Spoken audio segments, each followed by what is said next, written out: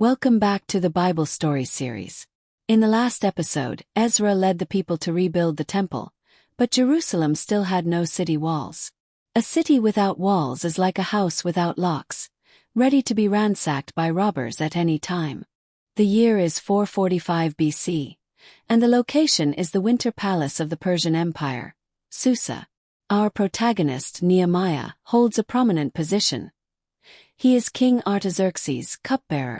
This wasn't an ordinary waiter, but the king's most trusted confidant, responsible for guarding the king's life. Though he lived in a wealthy palace, his heart was in Jerusalem. One day he heard news from his brother who had just arrived from their homeland.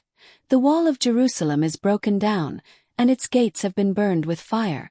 The people are in great trouble and disgrace.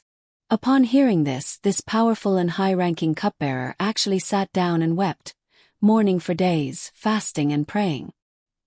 He was willing to give up his life of luxury to jump into a fire pit no one else dared to touch. While serving wine one day, risking his own head because one must never look sad before the king, he made a bold request: "Please send me to the city in Judah where my ancestors are buried so that I can rebuild it."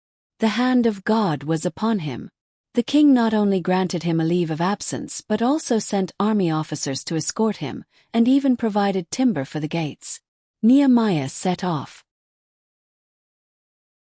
After arriving in Jerusalem, Nehemiah didn't immediately start construction with banging gongs and beating drums. Instead, he displayed profound political wisdom. He observed quietly for 3 days. On a desolate moonlit night, taking only a few men and riding his mount, he quietly slipped out to inspect the city walls. The scene before him was worse than the rumors. The walls were collapsed into heaps of rubble blocking the path, so much so that not even his mount could pass through. The gates were burned to black charcoal. He touched these ruins under the moonlight, his heart bleeding. Having clearly assessed the situation, he gathered the priests and nobles and issued that famous call: "Come, let us rebuild the wall of Jerusalem, and we will no longer be in disgrace." He told them how the gracious hand of God had been upon him, and about the Persian king's support. The fire in the people's hearts was ignited, and they replied with one voice: "Let us start rebuilding." As soon as the project began, the surrounding bullies showed up. Foreign leaders like Sanballat and Tobiah launched psychological warfare against them.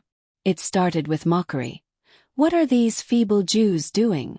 Is this wall made of paper? Even if a fox climbed up on it, it would break down." But when they saw the wall actually reach half its height, the mockery turned into threats. They plotted a surprise attack to kill the workers. Faced with bullying, Nehemiah showed his tough guy true colors. He didn't halt the work. Instead, he issued a top-level mobilization order. Half of the men did the work, while the other half held spears and shields. Those building the wall did their work with one hand and held a weapon in the other, and each builder wore his sword at his side. Nehemiah himself led by example. He and his guards didn't even take off their clothes to sleep, and the trumpeter stayed right beside him. This combat engineer posture completely intimidated the enemy. Besides external threats, there was an even more terrifying internal crisis. Right at the most intense moment of construction, a group of impoverished people came to Nehemiah crying and complaining. It turned out that the local nobles and wealthy men in Judah were using a severe famine to extort the poor with high-interest loans, even forcing them to sell their sons and daughters into slavery. Hearing this, Nehemiah was furious. This angered him more than the enemy's swords. He immediately called a large assembly and publicly rebuked these nobles. "You are exacting usury from your own people." He shook out the folds of his robe and said, "In this way may God shake out of their house and possessions anyone who does not keep this promise, leaving them empty-handed." Nehemiah set the standard. For the 12 years he was governor, he never collected a salary, and he paid out of pocket to feed over 100 people every day. Under his example and righteous anger, the nobles shamefully returned the land and the interest. Internal unity was the true key to victory. After countless threats, slanders, assassination plots, and even internal disputes, the Bible records a staggering number: 52 days. That's right. This abandoned project, which had dragged on for nearly 100 years, was completely finished in just 52 days under Nehemiah's leadership. When the final gates were set in place, all their surrounding enemies were afraid and lost their self-confidence, because they had to admit, this work had been done with the help of our God. Jerusalem was finally no longer a ruin, but a fortified city. The days of disgrace were over, and the glory went to God. The physical wall, the hardware, was built. Next came the rebuilding of people's hearts, the software.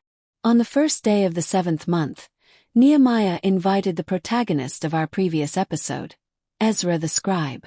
A wooden platform was built in the square before the water gate.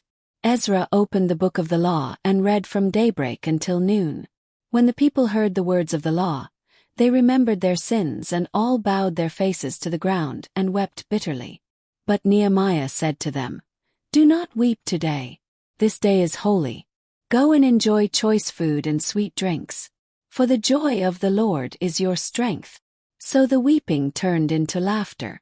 The people built booths and celebrated the Festival of Tabernacles with great joy. It was the grandest celebration since the days of Joshua. At the end of the story, Nehemiah didn't just retire after his success. After returning to Persia for a while to report on his duties, he came back to Jerusalem, only to find the people slacking off again. Some were doing business on the Sabbath, some had married foreign women, and enemies had even taken over the storerooms of the temple. Nehemiah once again showed his sheer boldness. He threw the merchants' goods out, and even struck some of the lawbreakers and pulled out their hair. He was truly agitated. He stood his ground to the end, refusing to compromise. This book concludes with Nehemiah's simple yet profound prayer: "Remember me with favor, my God." This is Nehemiah, one of the most down-to-earth saints and a highly pragmatic leader. He shows us that loving God isn't just about praying in a church. It's about rolling up your sleeves in the ruins and building up the walls.